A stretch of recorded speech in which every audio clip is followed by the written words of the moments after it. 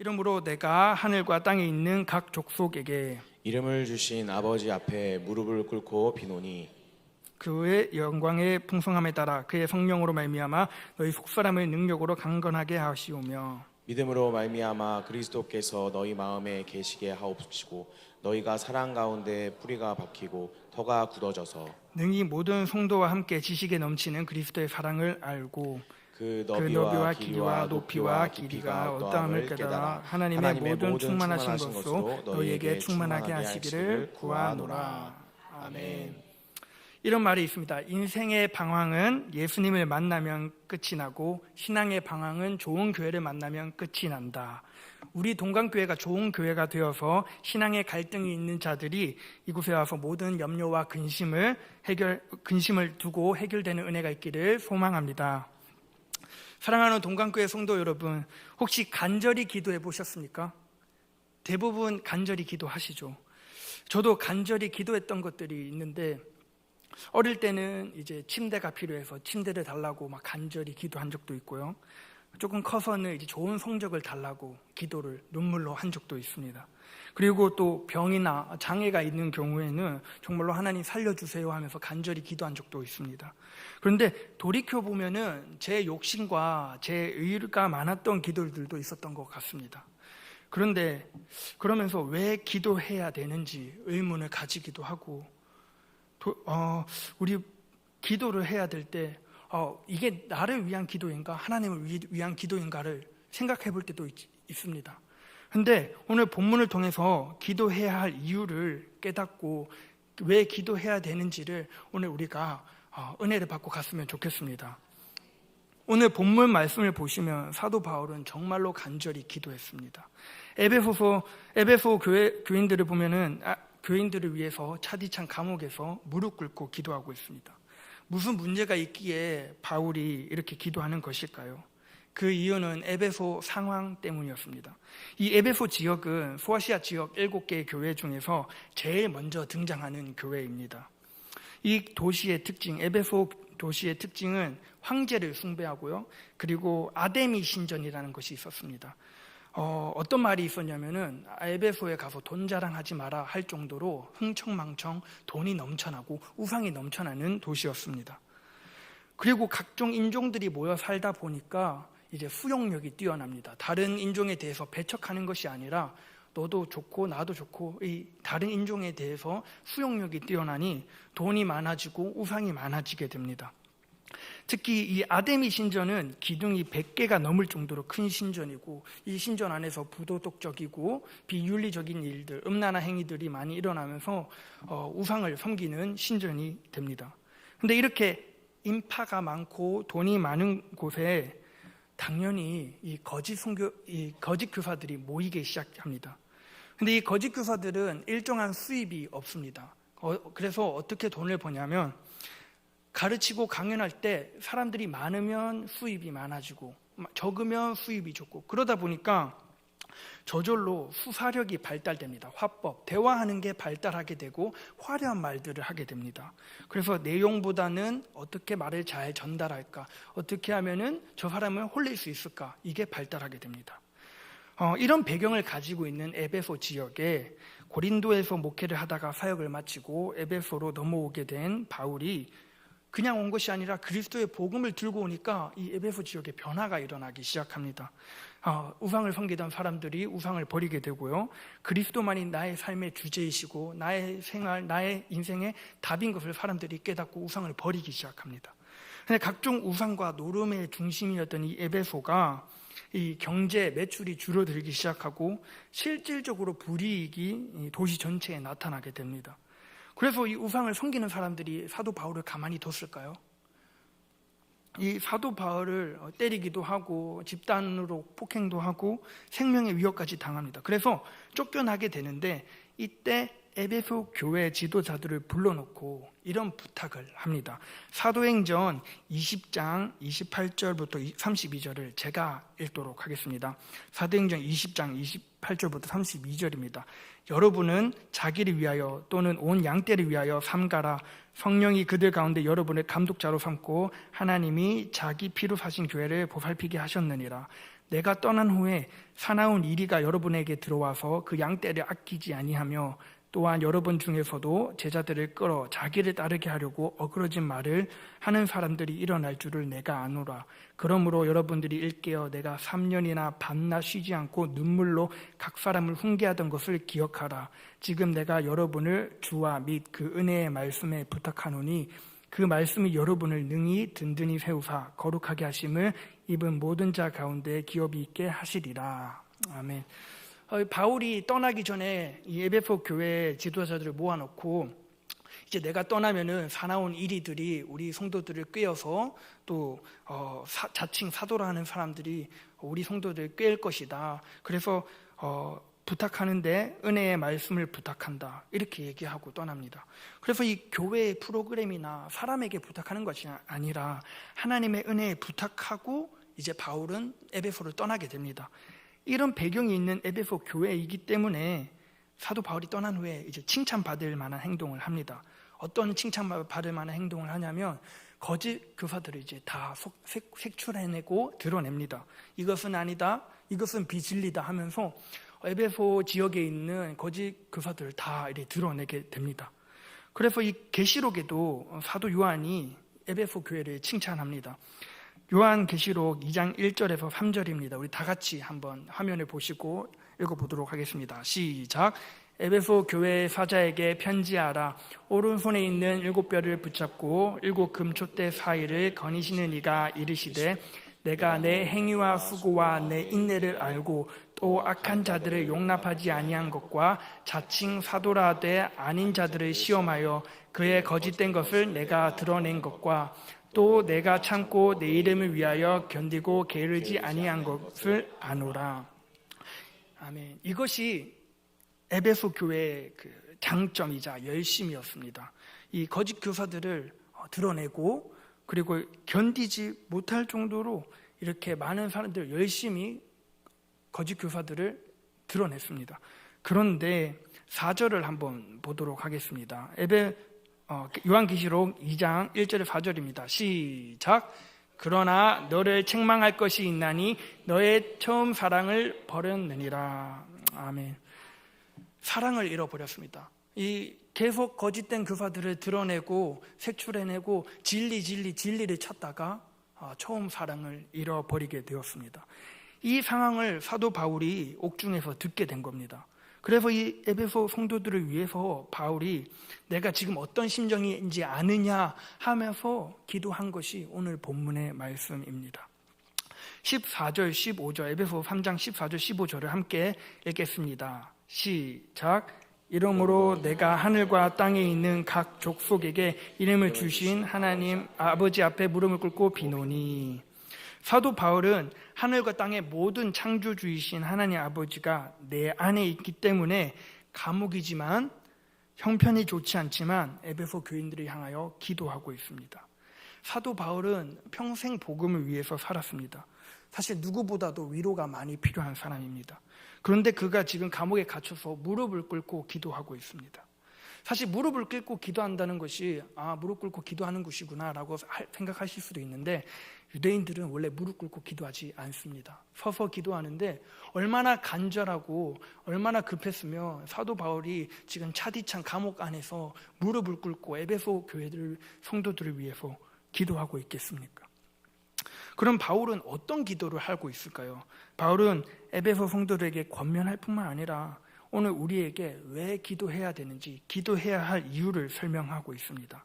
첫 번째로 우리 속사람이 강건해져야 하기 때문에 기도해야 합니다.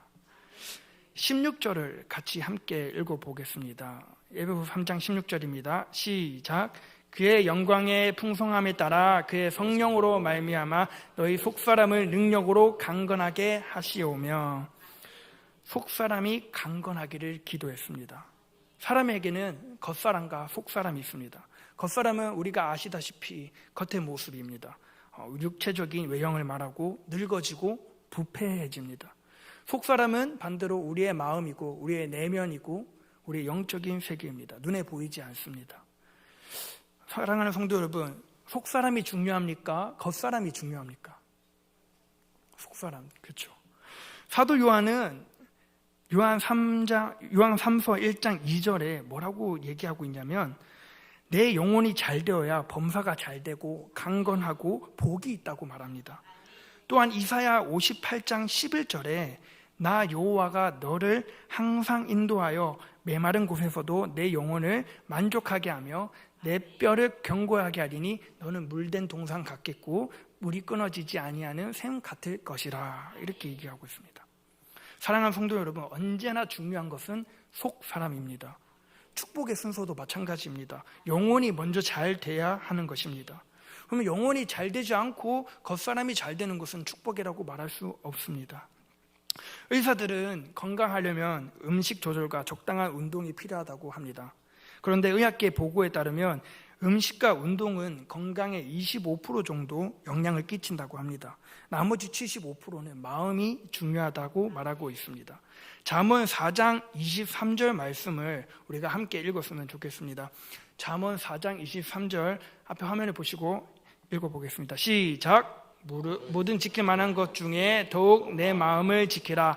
생명의 근원이 이에서 남이라. 아멘. 성경은 말하고 있습니다. 사람이 죽고 사는 것은 마음에 달려있다고, 속 사람에 달려있다고. 그래서 속 사람이 빼앗긴 것, 마음이 빼앗기면 다 빼앗긴 것입니다. 마음이 무너진 사람, 다 무너진 사람입니다. 그래서 때로는 이런 이야기도 있지 않습니까? 큰 질병에 걸렸는데 마음을 단단히 먹고 긍정적인 마음을 가지고 정말로 마음을 든든하게 가진 사람이 또 오히려 회복이 빠르다, 질병을 이긴다, 이런 말도 있지 않습니까? 사람은 겉모습보다 마음이 참 중요합니다. 그래서 사회적으로 명성을 얻고 부족함 없이 사는 것 같은데 어떤 문제를 만나니까 삶을 포기해버리는 사람도 보게 됩니다. 우리가 뉴스를 통해서 많이 접하게 됩니다. 근데 겉모습은 부유하고 속 사람이 약하니까 그러한 상황이 벌어지게 됩니다. 겉사람에 대해서는 우리가 치장하고 단장하고 얼마나 관리를 잘하는지 모릅니다. 사실 겉사람의 건강을 위해서는 다이어트도 하고 우리가 노력을 많이 합니다. 그런데 정말 중요한 속사람에 대해서는 우리가 과연 시간과 물질을 그만큼 투자하는가 생각할 필요가 있습니다. 솔직히 말해서 우리가 겉사람에게 투자하는 것만큼 우리의 속사람에게 물질과 시간을 투자한다면 지금 우리가 이 정도의 속사람이 되지 않을지도 모릅니다. 그러면 어떻게 하면 속사람이 강건하게 될 수 있을까요? 16절을 다시 한번 같이 읽어보도록 하겠습니다. 16절입니다. 시작! 그의 영광의 풍성함에 따라 그의 성령으로 말미암아 너희 속사람을 능력으로 강건하게 하시오며. 아멘. 속사람이 잘 먹고 운동하고 그것이 속사람을 강건하게 해주는 것이 아니라 16절에 보면 뭐라고 되어 있냐면 성령으로 말미암아. 따라합시다. 성령의 능력으로만 속사람의 능력으로 이렇게 강건하게 되어집니다. 이 능력이란 단어는 헬라어로 두나미스라는 단어입니다. 두나미스. 이 두나미스가 다이너마이트 아시죠? 다이너마이트의 어원입니다. 그래서 내 마음에 이 두나미스, 성령의 능력이 임하면 다이너마이트와 같은 힘이 날 줄 믿습니다. 그 힘은 모든 어려움을 이겨낼 줄 믿습니다. 사랑하는 성도 여러분, 메말라가는 화초를 어떻게 되살릴 수 있습니까? 물을 주면 됩니다. 물. 영적으로 메말라 있는 사람은 그럼 어떻게 하면 살아납니까? 성령이 부으시면 됩니다. 성령의 능력은 에스겔의 골짜기 마른 뼈들, 죽은 지 오래된 뼈들이 전혀 소망이 없는 뼈들을 살려내어서 큰 구사가 되게 합니다.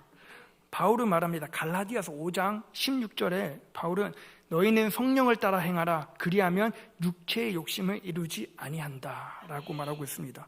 성령의 능력만으로 우리의 속사람이 강건해질 수 있습니다.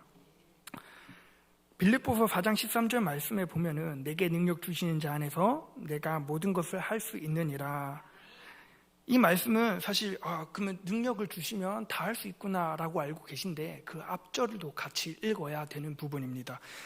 빌립보서 4장 12절에 보면 내가 비천에 처할 줄도 알고 풍부에 처할 줄도 알아 모든 일에 곧 배부름과 배고픔과 풍부와 궁핍에도 처할 줄 아는 일체의 비결을 배웠노라. 다시 말해서 주님께서 주시는 능력은 상황을 바꿔주시는 능력뿐만이 아니라 내 마음가짐, 내 마음도 바꾸는 능력이 있다고 말씀하고 계십니다.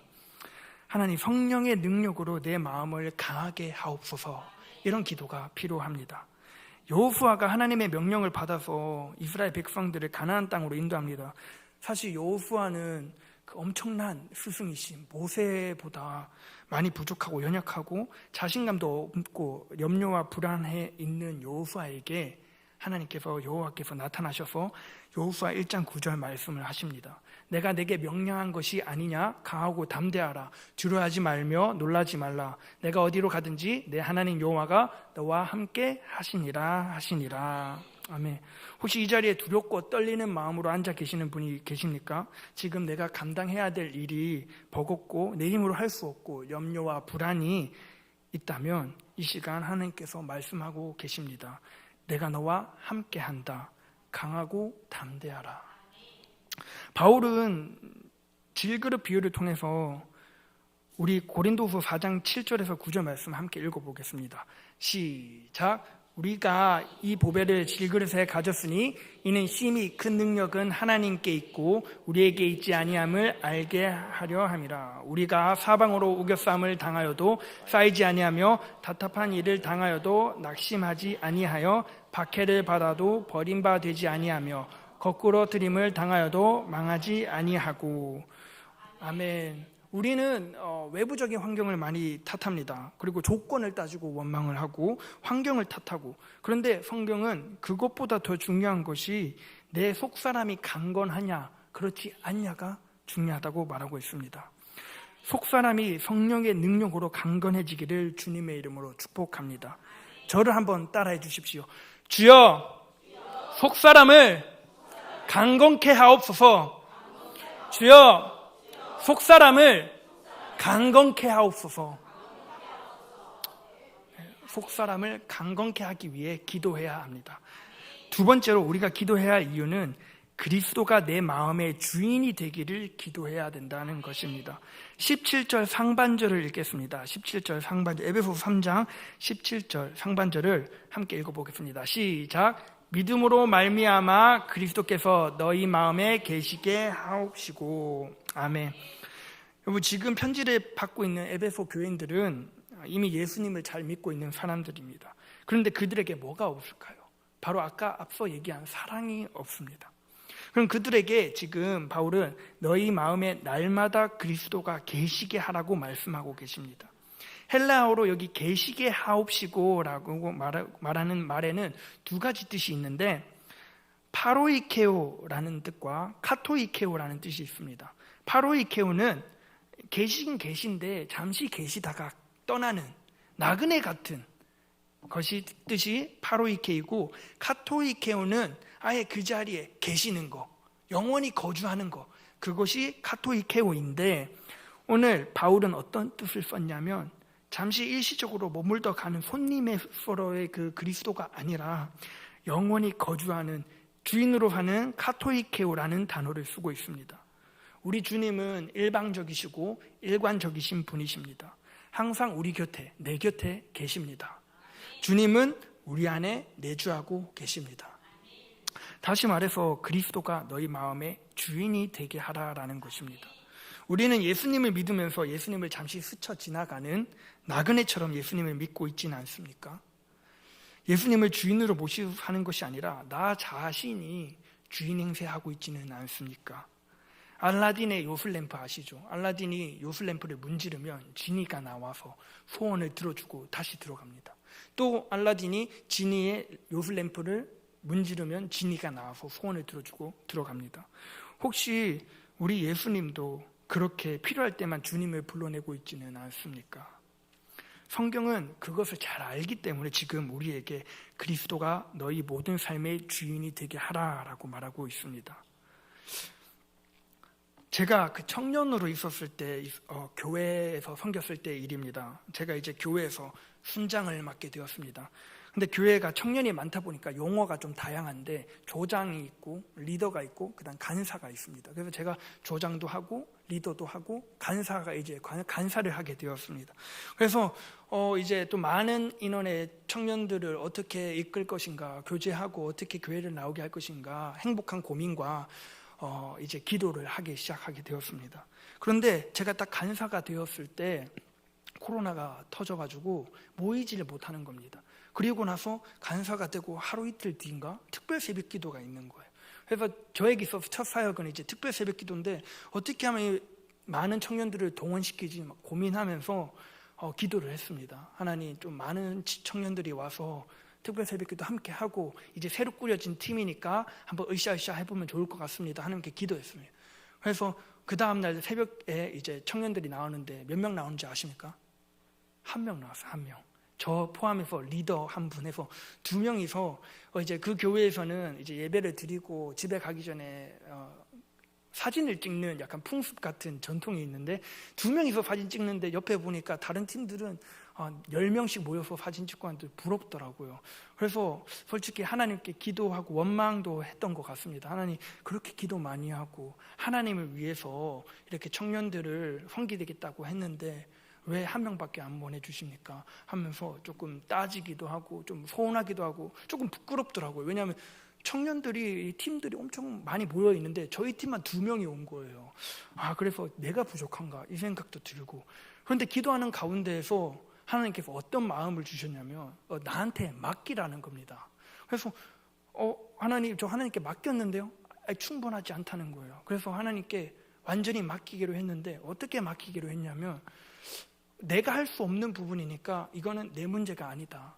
이제는 이건 하나님 문제, 하나님이 해결하셔야 할 문제라고 넘겨드리니까 마음이 편안한 거예요. 그리고 나서 내가 할 수 있는 상황 가운데에서 최선을 다하고 그 이외의 거는 내가 신경 쓰지 말자. 그래서 안 온 청년들 닥달하지 않고 온 청년들에 집중해서 오면 감사하고 안 와도 그만. 이렇게 하다 보니까 1달, 2달, 3달, 4인 4명밖에 못 모이는 상황 가운데에서도 막 수십 명이 오니까 나눠서 막 교제하고 나눠서 이제 예배 드리고 이렇게 했던 경험이 있습니다. 지금 보니까 그 청년들이 다 리더하고 간사하고 찾아와서 막 고맙다고 저 때문에 막 이렇게 잘 성장했다고 하는데 저는 전혀 제가 한 게 없거든요. 아까 말씀드렸다시피 기도한 것밖에 없고 저는 같이 밥 먹어주고 놓은 것밖에 없고 말을 그렇게 잘하는 것도 아니어서 그것밖에 없는데 이렇게 하나님이 하시는 걸 보니까 오늘 이 내가 주님사 한 모든 건 내려놓고 주님께 맡겨드렸을 때 이렇게 일하시는구나를 직접 간접적으로 체험한 경험이 있습니다. 내가 주장할 수 있는 내 인생의 모든 권리를 다 포기하고 주님께 내 인생을 주관하고 다스리도록 하라는 것입니다. 주님은 여러분의 인생을 붙들고 있을 때 내려놓아야 할 것을 기다리고 계십니다. 아브라함은 조카 롯을 통해서 물질에 대해서 이미 내려놓은 사람입니다. 그런데 창세기 22장에 와가지고 아들 이삭마저 내려놓으라고 말씀하십니다. 그래서 아브라함이 이삭을 죽이려고 할 때 황급히 하늘에서 응성이 들려왔습니다. 아브라함아 아브라함아 하면서 창세기 22장 12절 말씀에 사자가 이르시되 그 아이에게 내 손을 대지 마라, 그에게 아무 일도 하지 말라, 내가 내 아들 내 독자까지도 내게 아끼지 아니하였으니 내가 이제야 내가 하나님을 경외하는 줄 아노라. 아멘. 하나님은 이제야 비로소 아브라함이 자기 아들보다 하나님 자신을 더 사랑하는 줄 알았다고 말씀하십니다. 그러니까 아브라함에게 있어서 이제야는 이삭이었습니다. 다른 것을 내어놓을 수는 있었지만 정말로 내려놓을 수 없었던 것, 100세의 아들 낳은 이삭이었습니다. 그런데 하나님께서는 아브라함에게 마지막 아들 이삭까지 내려놓기를 원하셨습니다. 우리 성도님들에게 이제야는 무엇입니까? 사람마다 다를 수가 있습니다. 어떤 사람에게는 물질일 수도 있고요, 어떤 사람에게는 세상에 대한 집착, 사랑하는 자식이 될 수도 있고 내 인생의 마지막 우상이 될 수도 있습니다.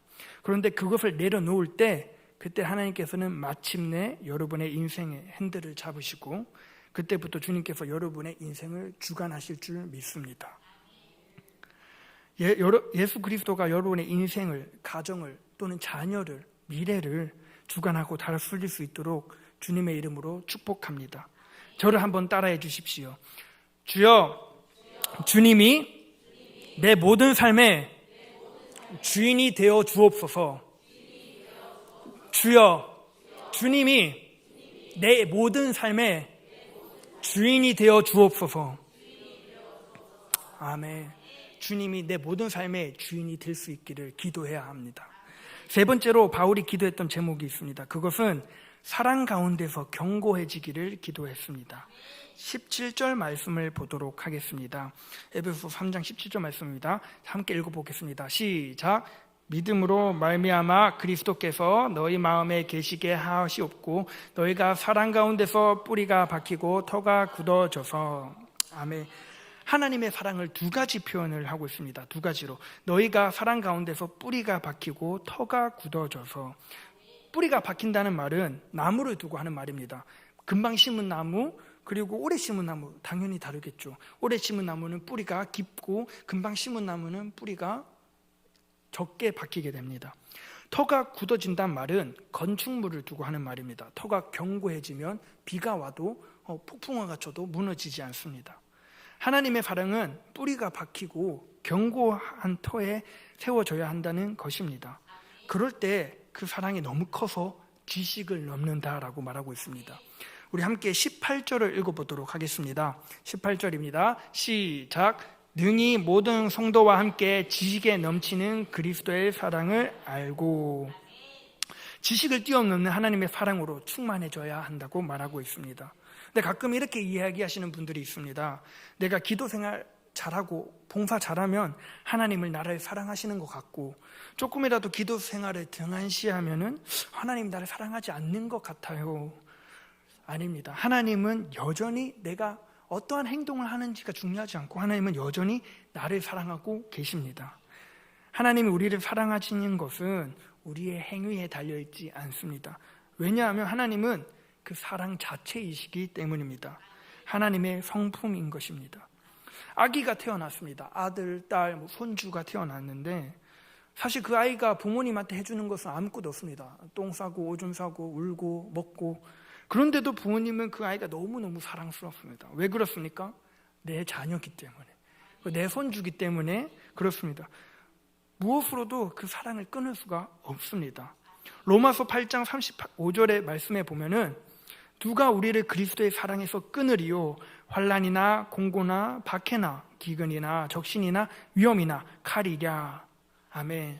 우리는 이러한 상황을 다 경험해보지는 못했지만 분명한 것은 예수님의 사랑의 힘 때문에 모든 것을 넉넉히 이길 줄 믿습니다.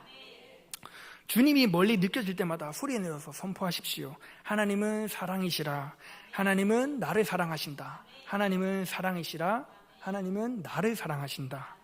오늘 본문 말씀에 바울은 바로 이 하나님의 사랑의 너비와 길이와 높이와 깊이를 알았기 때문에 속사람을 강건하게 해달라고, 그리스도가 내 마음의 주인이 되어가게 해달라고, 하나님의 사랑으로 충만하게 해달라고 무릎 꿇고 기도했습니다. 근데 이렇게 기도하는 자에게 어떤 일이 있냐? 본문 읽지는 않았지만 앞에 화면을 보고 에베소 3장 20절 그 다음 절입니다. 함께 읽어보도록 하겠습니다. 시작. 우리 가운데서 역사하시는 능력대로 우리가 구하거나 생각한 모든 것에 더 넘치도록 능히 하실 이에게. 아멘. 우리 하나님은 구하는 것뿐만 아니라 생각하는 것까지도 더 넘치도록 채워주시는 분입니다. 제가 초등일부 아이들에게 자주 하는 말이 있습니다. 생각만 해도 이루어지시는 하나님을 우리 친구들은 믿니? 하면서 얘기했는데 저는 그런 경험이 직간접적으로 너무 많았습니다. 정말로 생각만 해도 하나님이 이루어주시고, 그게 어떤 사람들은 우연이라고 얘기할 수 있습니다. 하지만 우연치고는 너무 많은 일들이 일어났기에 이거 정말 하나님이 하셨다라고 고백할 수밖에 없는 간증들이 너무 많이 일어났습니다. 우리 성도님들에게도 그러한 간증들이 많이 있기를 소망합니다. 말씀을 맺겠습니다. 오늘 본문은 사도 바울이 에베소 성도를 향하여서 무릎 꿇고 기도한 내용이 무엇일까요? 첫 번째로 속사람을 강건하게 해달라고 기도했습니다. 두 번째로 그리스도가 내 마음이 주인이 되게 해달라고 기도했습니다. 세 번째로 하나님의 사랑으로 충만하게 해달라고 기도했습니다. 왜 사도 바울은 에베소 성도를 향해서 이렇게 무릎 꿇고 기도했을까요? 사랑을 잃어버렸기 때문에 그것은 하나님의 영광을 돌리는 것이 아닙니다. 오늘 우리가 본문을 읽진 않았지만 마지막 절 21절에 보시면 교회 안에서와 그리스도 예수 안에서 영광이 대대로 영원 무궁하기를 원하노라. 아멘. 이렇게 끝납니다. 우리가 무엇을 위해 살아갑니까? 하나님의 영광을 위해 살기 위해서는 속사람이 강건해져야 합니다. 그리스도가 우리의 주인이 되어야 합니다. 하나님의 사랑으로 충만해야 합니다. 그렇지 않으면 능력 있는 삶을 살 수가 없고 빈 껍데기로 살게 되고 성령으로 충만할 수 없게 됩니다. 우리 동강교회 성도 여러분, 성령으로 충만하길 소망합니다.